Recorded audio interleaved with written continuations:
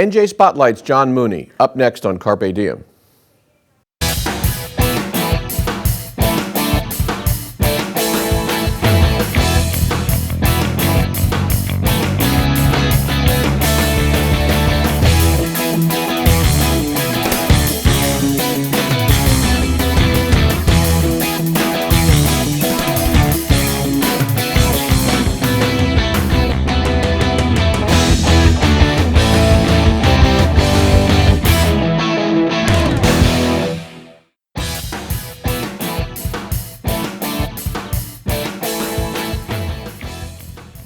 Hello and welcome to Carpe Diem. I'm Merrill Brown, Director of the School of Communication and Media at Montclair State University.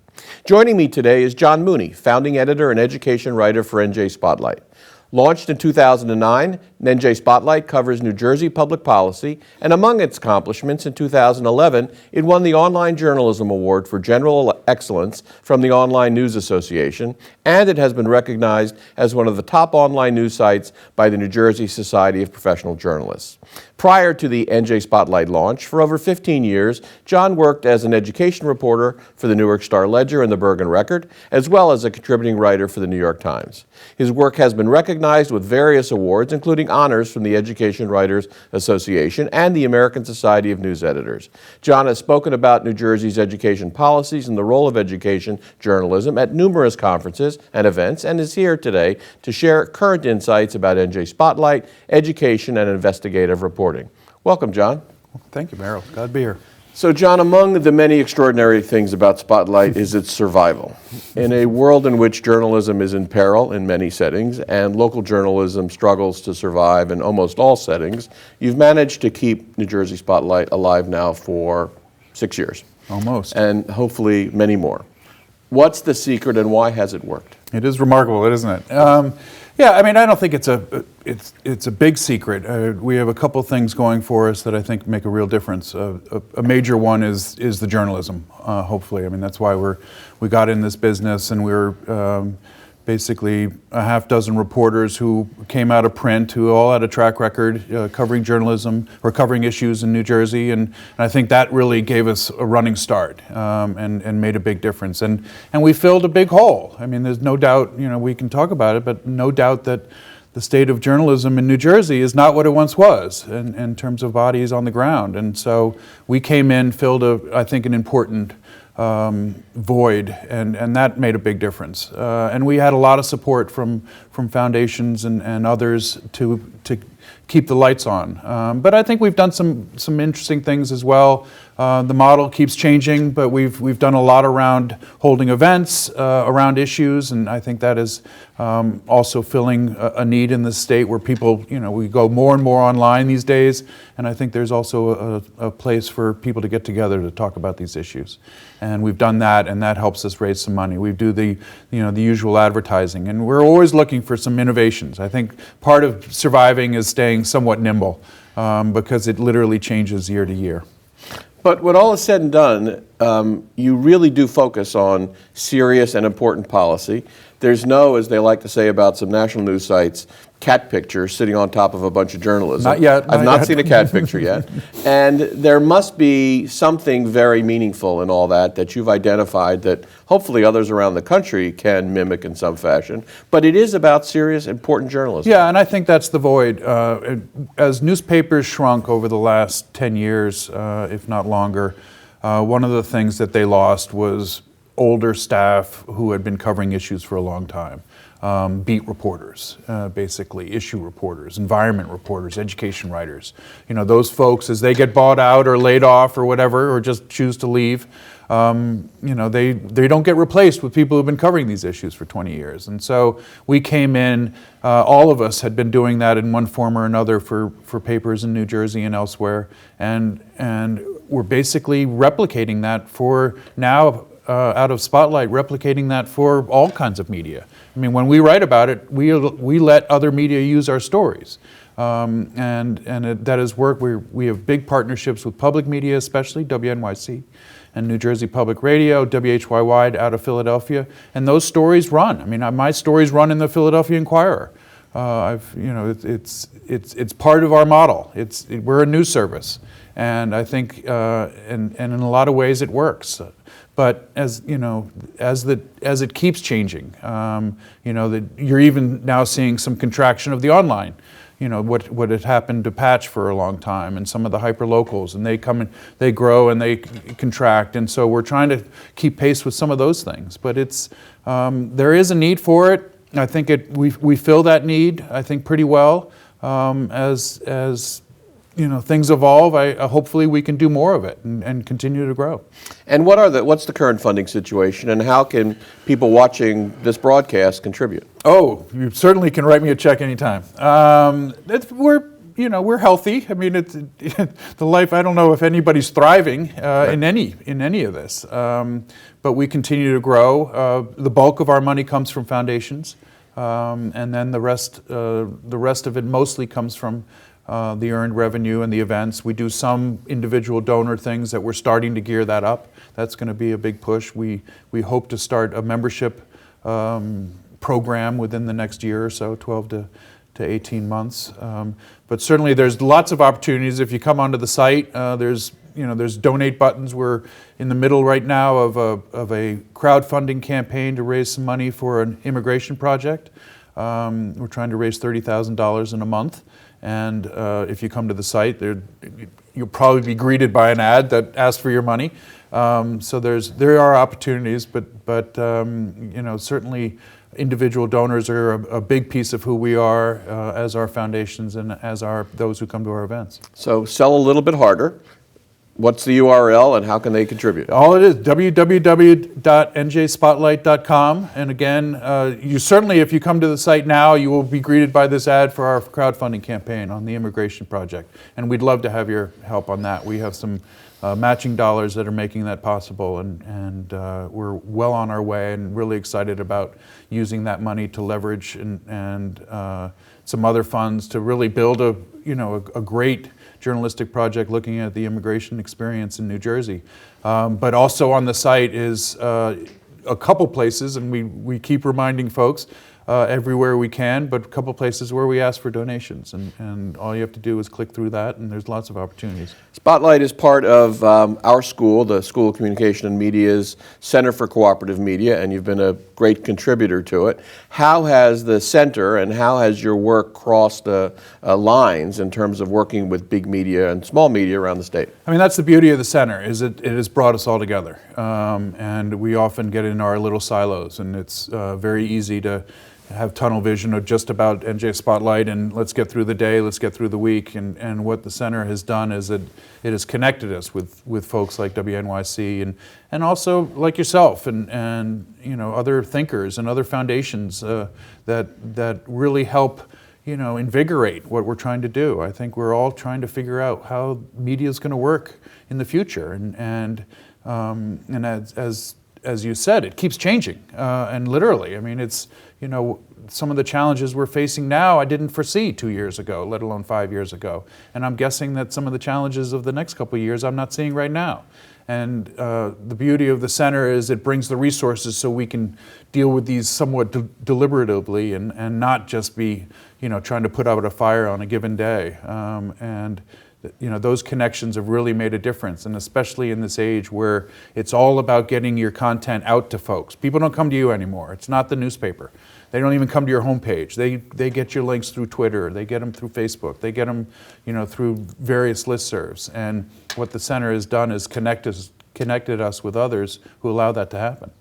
Let's move from Spotlight to the stuff of Spotlight, i.e. policy in the state of New Jersey. Obviously, you personally write about education extensively. Among the big issues that are of interest to me are preschool, and you've been doing a lot of reporting on the push for extensive preschool here. What's the state of that, and how do you approach that issue? Yeah, I mean, it has been a big issue in New Jersey for 20, 30 years, and it really came out of a school equity case that people might be familiar with called Abbott versus Burke, where they ordered it for our cities, 2 years of full-day pre-K. And it sort of stopped there. And it's been, I think, pretty much a consensus. It's been a success in those cities. But there's lots of people who need preschool that don't live necessarily in those 30 cities. And so there has been a push to try to expand it. And under Governor John Corzine, there was some legislation and it was going to happen, and then the sky fell in 2008 and the money dried up. Now there's a push again, and it's almost 10 years later. It's amazing. And there's trying to expand it to another 100 districts that have, fairly sizable low-income populations that would really benefit from that. And it's getting there. There's a couple bills. There's certainly the will to talk about it. The problem is the dollars. I mean, we're talking, it starts at $100 million, and that's just another 20 or 30 districts. If we're really going to have a universal pre-K program that, is upwards of $500 million, if not $1 billion, that has to come from somewhere. And New Jersey's financial situation is not necessarily looking for new things to invest in. We have plenty of things that are standing there and in some cases falling in terms of some of the roads and bridges that really are facing a dire need too. So yes, I think it's getting there. I think you'll see some investment in it, but it's going to be a long haul, and it's certainly, I don't see it happening under this current governor in the next year and a half. He's got too many other things that I think he's clearly made more of a priority. But the next governor, I'm guessing likely a Democrat, I think might be more open to it, and we'll start seeing it. But like the Abbott program, it took 10 years to really get off the ground. Going further than that is going to take many years.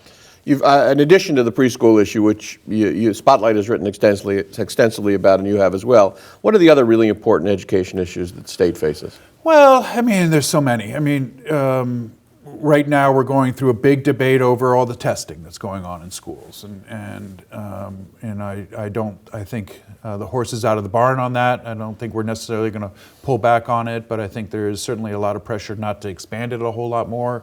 And how much you use those tests as a stake in judging teachers and judging kids and deciding whether a kid can graduate high school. Those are big debates that we're facing. Certainly money is a big issue in a lot of schools. Even with the Abbott decision, I wouldn't necessarily say that school districts are flush by any means. There's a lot of pressure on them. Charter schools is a big issue in this state, and what role are they going to play? They are now a good third of Camden and Newark are charter schools. A third of the students go there, and it's a very different model, one we're not used to, and there's been a lot of tension over that, and the unions and some neighborhoods have really grappled with it.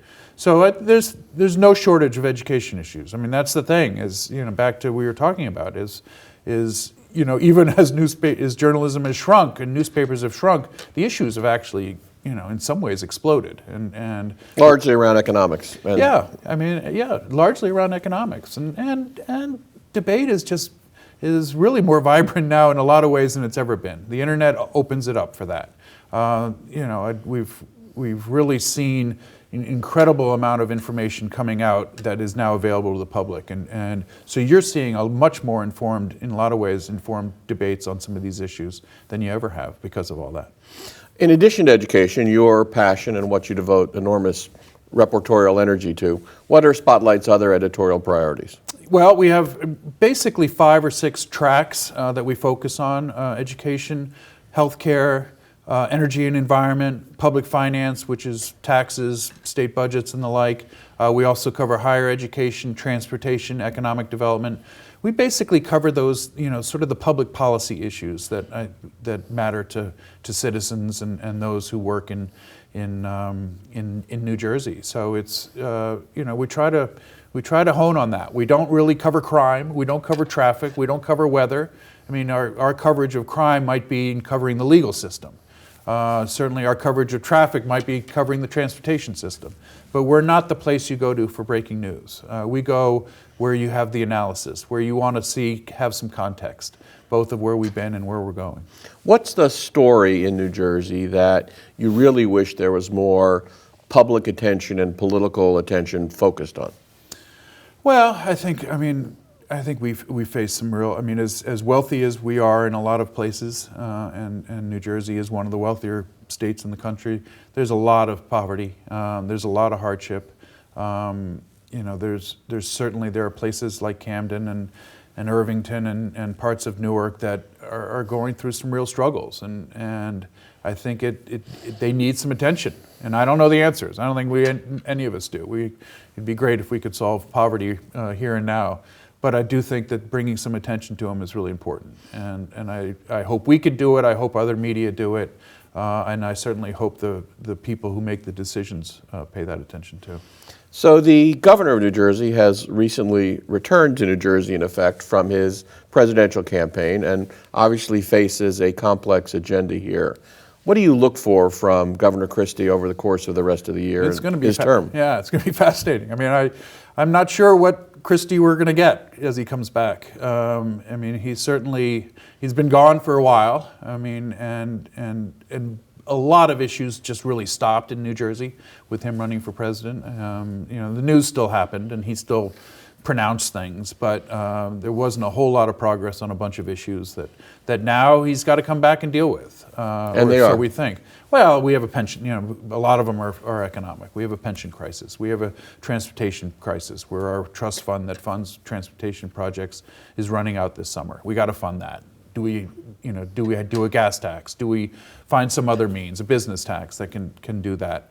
Those are big ones. I mentioned some education issues. I mean, there's a lot facing this state, and how's he going to come back? Is he going to come back as in a conciliatory mood and help and work with the Democrats and the Republicans in the legislature to get some of these things? I'm guessing he probably will. I think he wants his legacy to be a positive one.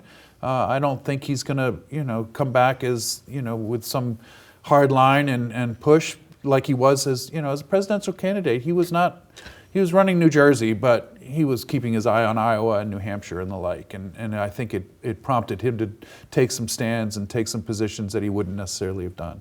And I think coming back, I see him trying to get some things done in the next year and a half. I mean, it's hard enough, even in the best of all circumstances, your last year in office, people are already looking for the next guy or woman. And so it's not going to necessarily be easy for him, but I think we're going to see some progress on some of these issues. I know you rely, as many of us do, on the reporting of Matt Katz when it comes to the Bridgegate story, which apparently is not going to go away.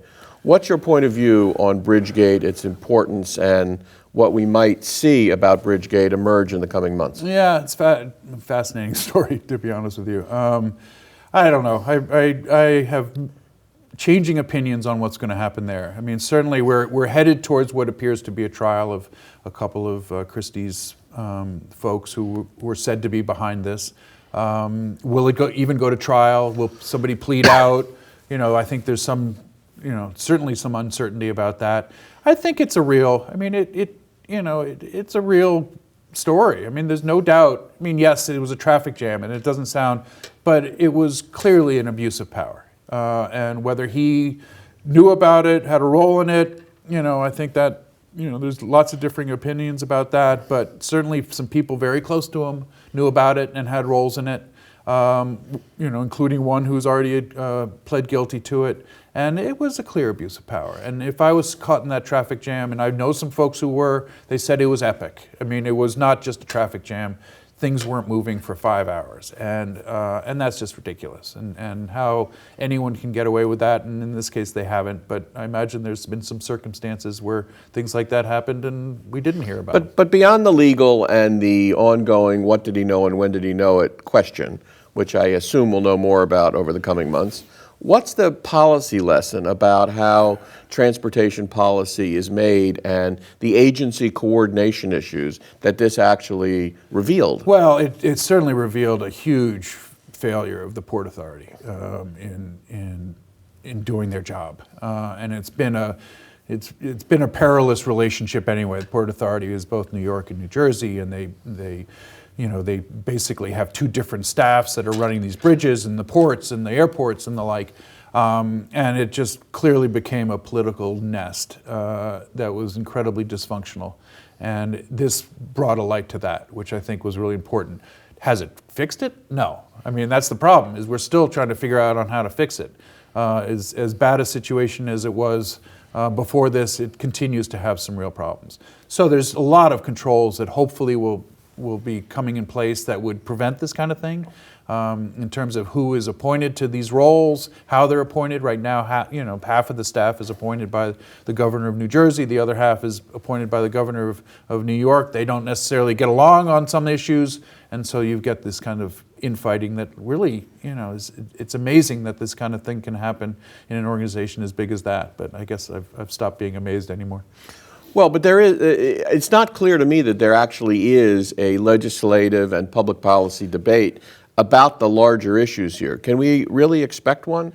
Yeah, I think there has been some, and they've tried to do some reforms, and the reforms in New York have actually been a little stronger than they have been in New Jersey, which is part of the challenge. Is you have two different states, basically taking their own tack on dealing with these problems. But there's certainly been a lot of attention on how this could have happened on a policy and an infrastructure basis. I think the debate has stopped there, and it's become very partisan. You have the Democrats, saying their thing, the Republicans being all very defensive. You have Christie, who's trying to stay out of it, but obviously has a big role in it as well. So I think, but it is amazing how slow things happen, and we move on. And I think if this trial wasn't happening, Bridgegate probably would be in the past tense. But the trial is happening, that will keep it in the news, but there'll be other things, and that's the thing. And then we'll have our next governor, and whoever that may be, and they're going to bring their priorities. And, call me cynical, but I imagine we're going to have some more other scandals along the way that have nothing to do with Bridgegate and are just going to turn everyone's focus in a different direction. Coming back to the governor for a minute, obviously he doesn't want his legacy to be a failed presidential campaign, and he wants it to be about a successful governorship. How might he do that? What could emerge over the next year? And if you were advising him, which of course you're not, how would you, would you, from a policy point of view, imagine he could craft a positive legacy? Yeah, I mean, I think it is about, sort of, if he could be the guy who solves our pension crisis, and it may have gotten away from him by now, so I'm not sure he can, but I think that's really the elephant in the room. I mean, we have a massive liability in terms of our pension costs, and it's just a multi-billion-dollar, tens of billion dollars even in terms of funding that we need over a course of many years. But it's a lot of money, and we haven't figured out how to do it yet. And New Jersey is really in a very dire place. Every state's sort of dealing with this to a degree. New Jersey is dealing. Maybe with Illinois and California dealing with this as harshly as anyone. So that's, I think, really has to be a fundamental priority of his. And if he can solve it and come to some agreement with Democrats, I think that would be huge. And I think dealing with getting us back on some footing with the Transportation Trust Fund, because that's going to be a real crisis. And that's going to be something we're all going to notice. Now, he was not even thinking about a gas tax when he was running for president. I mean, that was an anathema to him to even use the word tax. But will he bend on that?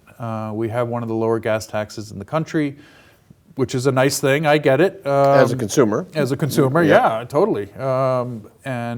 But do we give up a little bit there so we have better roads and bridges and the things that we need?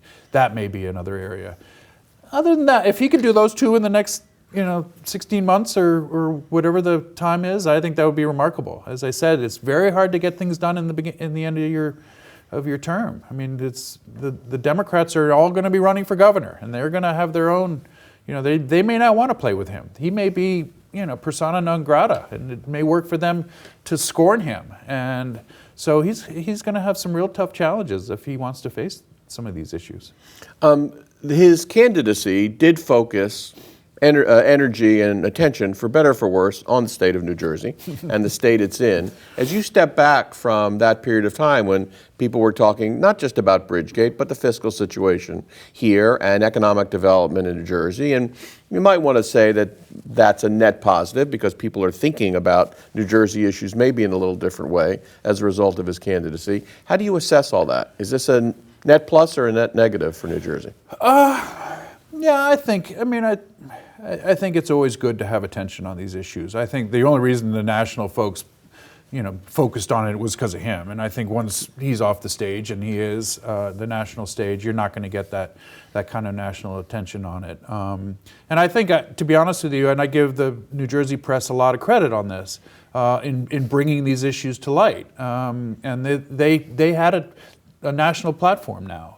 And so, he may not necessarily like us very much, and I think he probably thinks that the State House press corps is all out to get him.